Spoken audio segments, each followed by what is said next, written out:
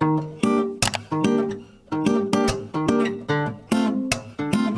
friends, and welcome back to my channel. If you're new here, hi, my name is Kailin and I post videos mainly about eating disorder recovery and intuitive eating. So if that's something that you're interested in, I would love for you to click onto that subscribe button down below and become part of our little family. It's been a while since I've done a sit down video and I feel like we were just due for one. And today we are going to be talking about fat phobia because I honestly think a lot of people don't understand what fat phobia is. Online, I see a lot of discourse about people saying things that are like, I'm not scared of fat people.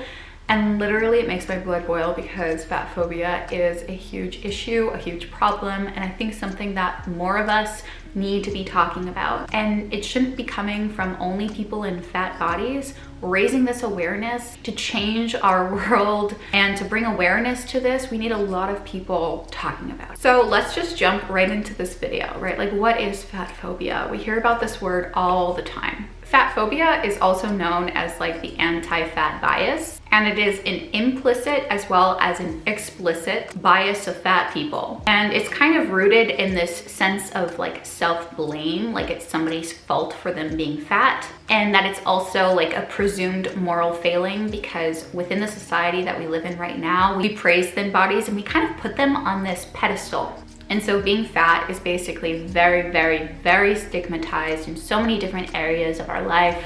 And anti-fatness is intrinsically linked to racism, misogyny, classism, and many other systems of oppression. Something that's very important to note that when we're talking about fat phobia, we're not talking about how you feel in your body. We are not talking about insecurity and body image. Being fat means that you exist in a marginalized body, and myself, like many other people in this world, really benefits from thin privilege. Being in a straight-sized body, I don't really have to worry about going into a store and wondering if things won't fit me. I don't really ever have to think about not fitting into chairs or anything like that, or that I might need accommodations for certain things. These are privileges. This is what thin privilege is. And so living in a fat, marginalized body makes this world a lot more inaccessible and harder to navigate because our world is catered to thin bodies. And there are a lot of serious consequences to this. Anti-fatness also contributes to individuals not receiving the adequate health care that they need. And this is for several reasons. The first reason is the assumption that if somebody is fat, that they must be unhealthy. And we know that this isn't true. There are thin people that can be healthy and fat people who can be healthy, just like there can be fat people who are unhealthy and thin people who are unhealthy. Your body size does not determine your health because health goes way beyond the body. And number two is that clinical care teams actually lack the experience of working with people in diverse body size. And number three, there are actual structural barriers in people's way when it comes to receiving medical care. And some of these examples are the size of examination tables, the size of gowns, blood pressure cuffs, scale limits. There are so many things that can be in people's way when it comes to receiving medical care. And a lot of the time people are shamed because of their weight, which also makes them not want to get care in the first place, whereas thin people tend to go and can get preventative measures for certain things.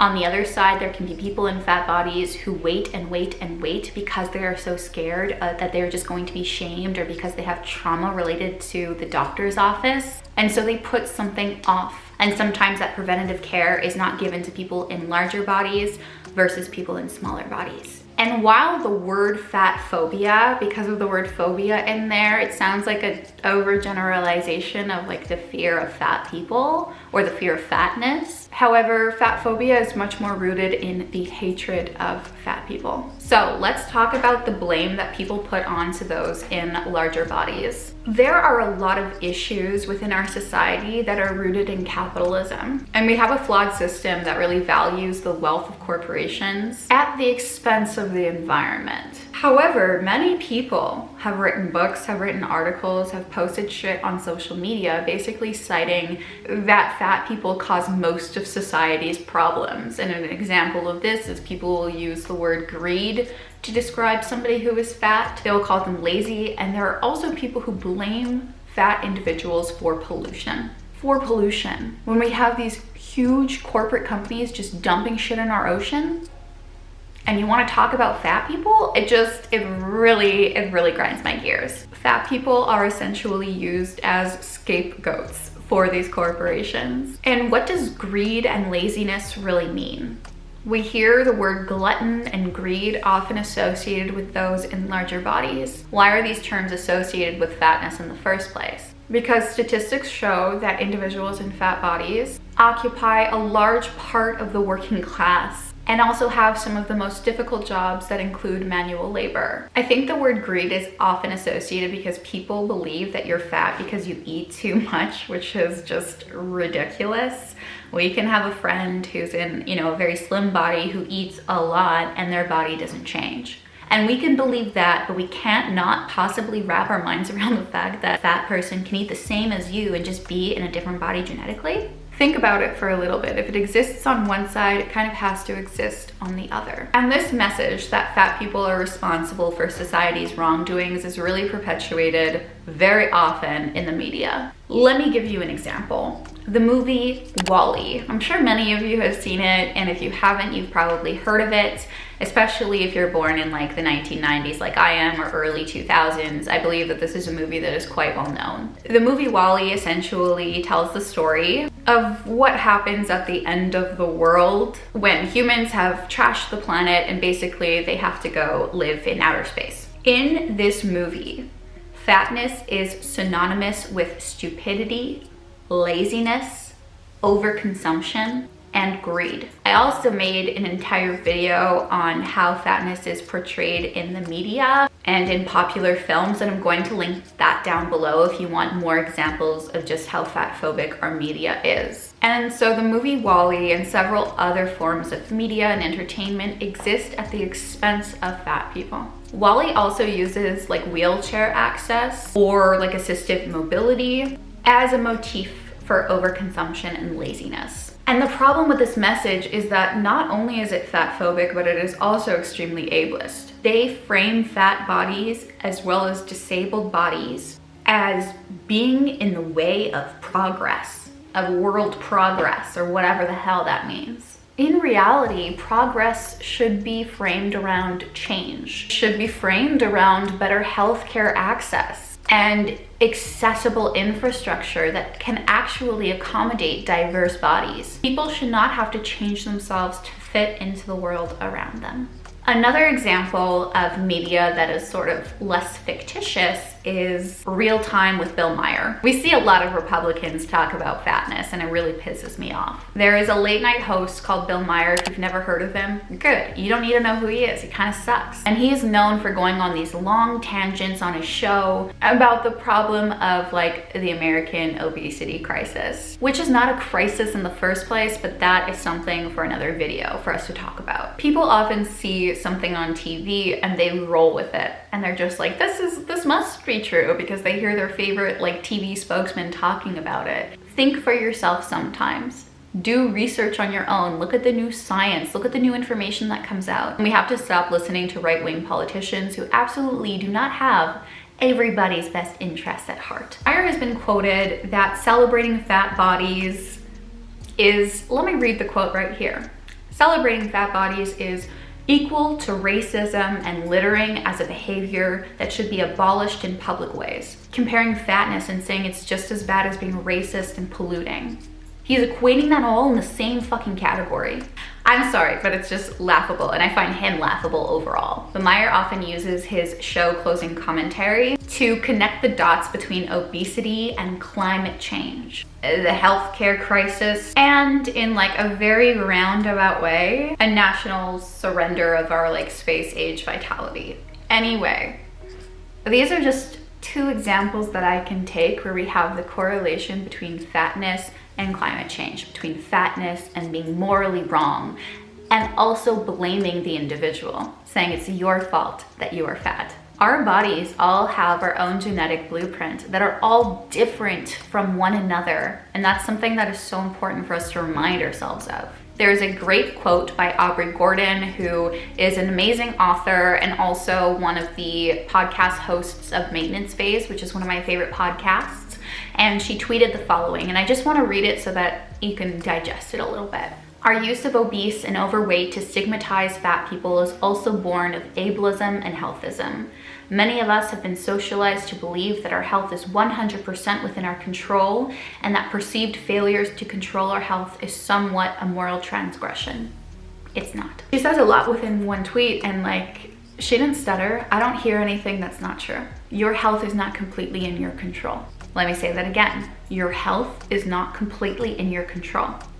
And being thinner does not equal being healthier. Anyway, on this topic, there's also this idea that being fat is not normal, right? And that people are fatter and fatter and fatter than they've ever been. And I mean, all of these statistics, and I mean, with a growing population, yeah, there's gonna be more fat people because there's more people in general. And what we are seeing now is not more fat bodies. You're actually seeing more fat representation.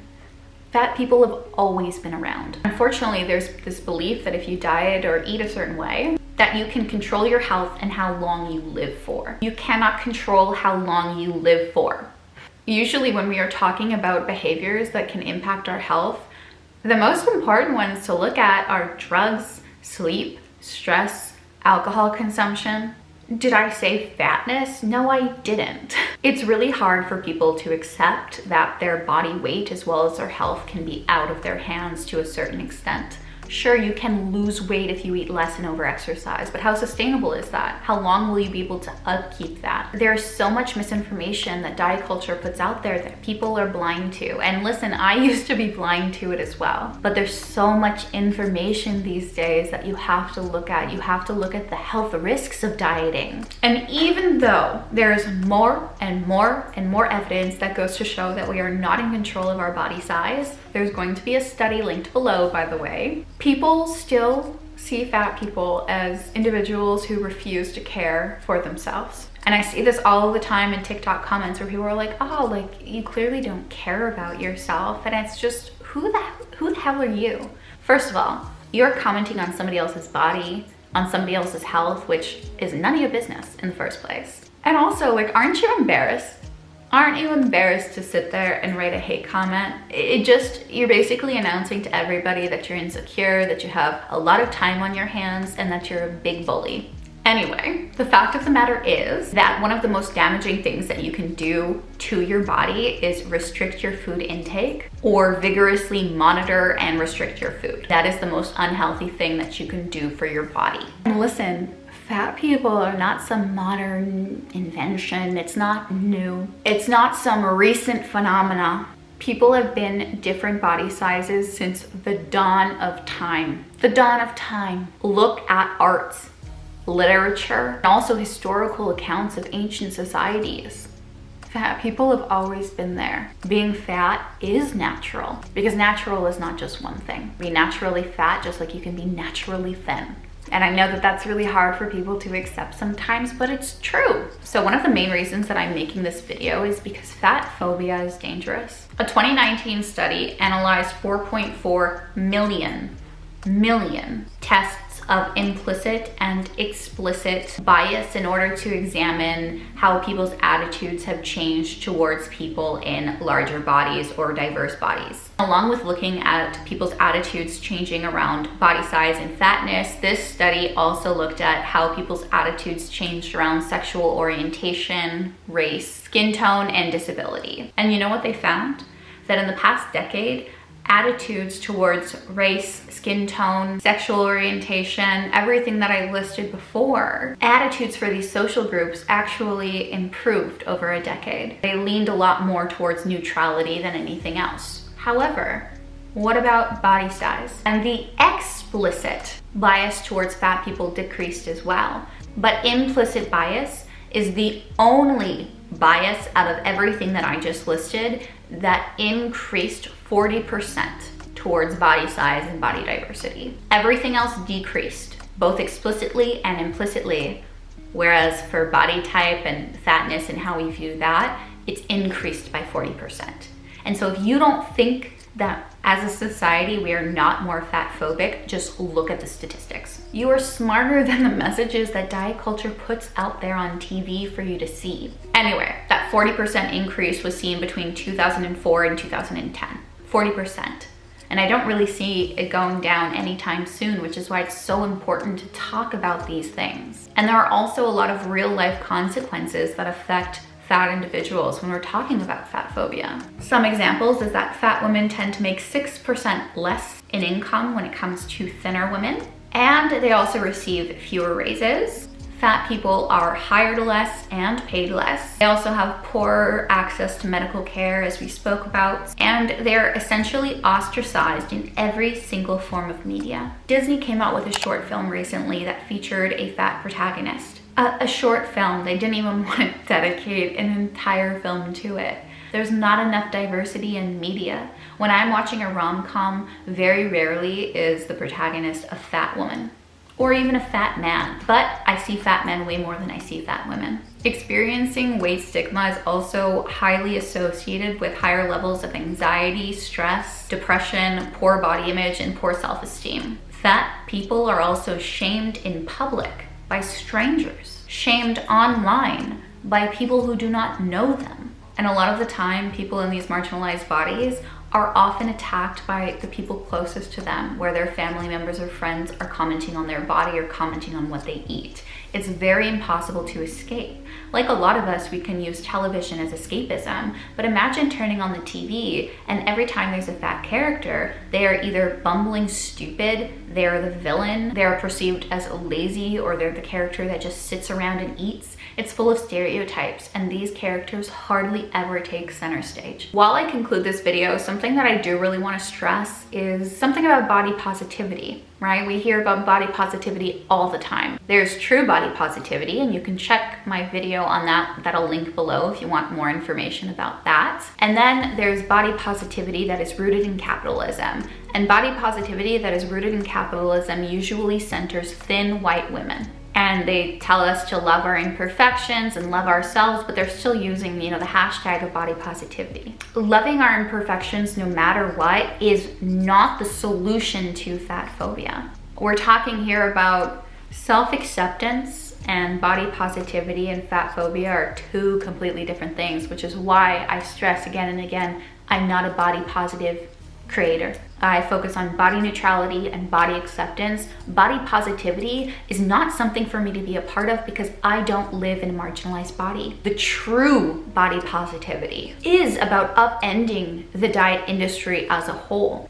It's about protecting fat, trans, and disabled bodies, anybody who is in a marginalized body. Body positivity cannot focus on thin white women while at the same time tackling discrimination. Having those two focuses just doesn't go together. We need to stop giving in to diet culture. We also need to talk about this more so that people are aware. And I hope that this video prompts somebody to learn something new, to do their own research, and to maybe think about your own perspective, right?